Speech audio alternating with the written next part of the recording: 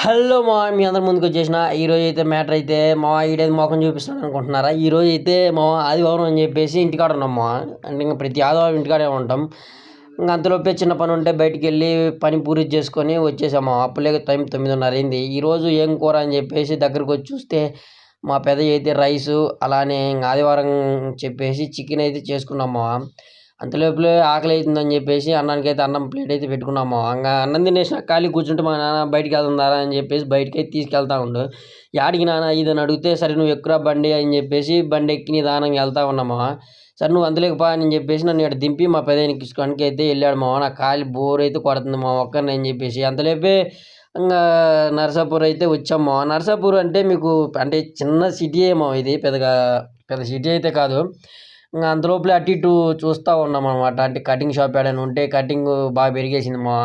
ఇక్కడ రోడ్డు మీద నుంచి చూస్తే ఇది కొద్దిగా డిఫరెంట్గా ఉంది.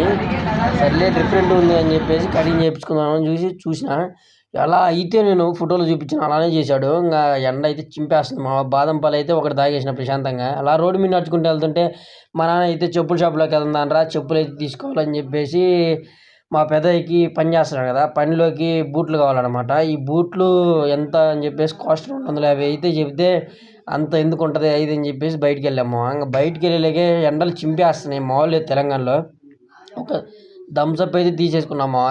నాకు స్టైల్గా నా కటింగ్ ఎలా ఉందో ఖచ్చితంగా కామెంట్ చేయండి.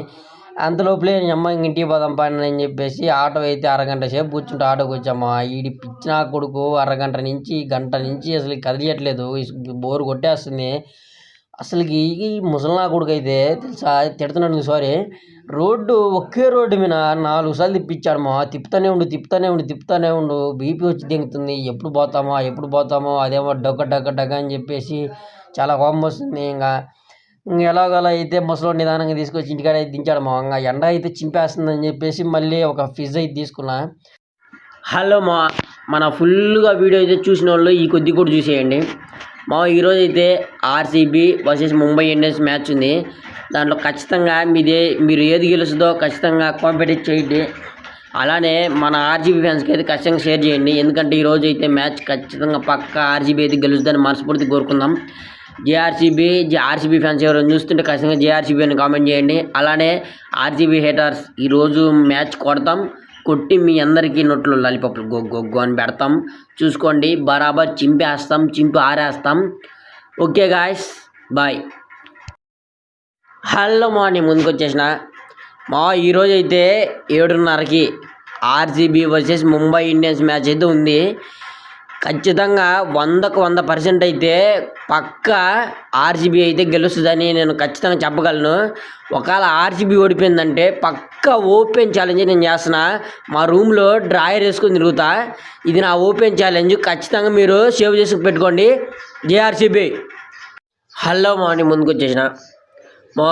ఫైనల్లీ అయితే నైట్ సిఎస్కే మ్యాచ్ అయితే సిఎస్కే ఊరా ర్యాంపేజ్ ఆడి లాస్ట్కి అయితే ఫైనల్లీ గెలిచారు మా. చాలా పాత్ర ఉంది మా. ఓపెనర్స్ గత 3 మ్యాచ్ల నుంచి కుదరట్లేదు అన్నారు. ఈ మ్యాచ్ అది కూడా సెట్ అయిపోయింది మా. 100 కొట్టాడు సంజు శాంసన్ కూడా. అలానే సిఎస్కేకి తల ఎంఎస్ ధోని కూడా తిరిగి వచ్చాడు. Comeback your CSK, match win అయింది. మనస్ఫూర్తిగా ప్రతి గేమ్ ఇలానే ఆడాలని మనస్ఫూర్తి కోరుకుందాం. అలానే మీకు ప్రతి ఒక్క ఐపీఎల్ అప్డేట్స్ కావాలనుకుంటే ఫస్ట్ ఆఫ్ ఆల్ మన అకౌంట్ సబ్స్క్రైబ్ చేసుకోండి. ఓకే బాయ్ మా.